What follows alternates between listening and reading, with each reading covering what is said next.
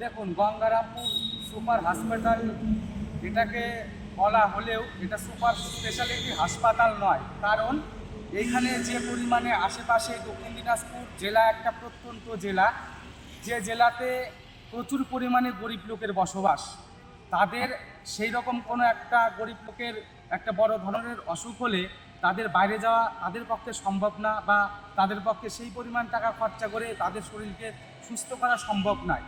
যার জন্য Gangarampur super speciality hospital নাম দেওয়া হলেও সেখানে গরিব মানুষের সঠিক চিকিৎসা হয় না, এবং যে পরিমাণ ডাক্তার এখানে প্রয়োজন সেই পরিমাণ কোনো ডাক্তার নেই এখানে।